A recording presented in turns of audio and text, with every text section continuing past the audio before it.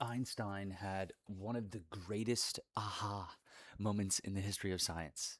He imagined a person trapped in a closed elevator. No windows, no instruments, just a force pressing them into the floor. And he asked, can that person tell whether they're being pulled down by gravity or pushed up by acceleration? And the answer is no. They feel identical. From inside the box, you literally cannot tell the difference. That single insight became the foundation of general relativity. It rewrote our understanding of the universe. And I think it explains something just as profound about the human mind. The official name for this idea, right, is the equivalence principle. This is what Einstein actually figured out. Gravity and acceleration are not just similar, they are fundamentally the same phenomenon observed from different reference frames. There is no experiment you can run inside that elevator that will tell you which one is real. Both are real. It depends entirely on where you're standing. Now, why does any of this matter to you? Here's what I've been thinking about. Internally, from inside your own head, you cannot tell the difference between pressure that's coming from the outside world and pressure you are generating yourself. Anxiety feels like danger. A difficult situation feels like personal collapse. A slow day feels like your whole business is failing. The felt experience is identical. The source is different. And from inside the closed elevator of your own mind, you cannot tell which one it is. This is what I'm calling psychological relativity. The force you feel is real, but where it's coming from, that's a question of reference frames. Einstein's physics gives us a second principle that's just as relevant. There is no privileged reference frame.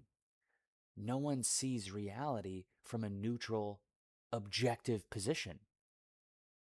Everyone is moving.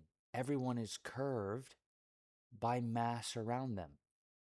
You are always observing from somewhere, and where you're standing determines what you see. So, what do you do with this? First, stop trying to react to the force and start asking where it's coming from. When you feel resistance, when you feel resistance in a conversation, in your work, in your own head, the instinct is to push back. But if the force is self-generated, pushing back just accelerates the loop. Second, your beliefs, your identity, your fixed narratives, those are the mass. And in general relativity, mass curves space-time. It bends everything that passes through it. If you carry a belief that you're behind, that you're not enough, that this won't work, everything gets curved toward that conclusion. Not because reality is harsh, because your mass is bending the field. Third, and this is the one that changes everything, you have to get outside the elevator. The closed reference frame is the problem. You cannot perceive the source of the force from inside the system that's generating it. That's not a personal failing. That's physics. getting outside the elevator,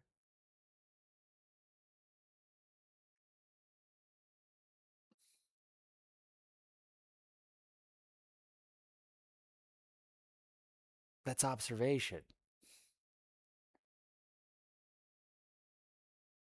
The point is, you have to find the reference frame that lets you see the whole system. Einstein didn't just discover something about gravity, he discovered something about the nature of observation. That reality is not absolute. It depends on where you're standing, how fast you're moving, what mass surrounds you. And I think we're all living inside a version of that elevator, feeling forces we can't fully explain, reacting to pressures we can't fully locate, curved by mass we've been carrying so long we forgot it's there. Psychological relativity doesn't solve that, but it gives you a framework to start asking the right question.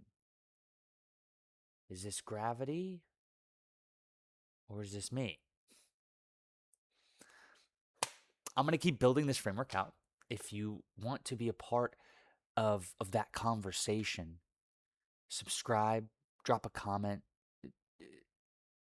tell me, where do you feel forced the most in your life? Let's have a conversation about it. See you in the next one.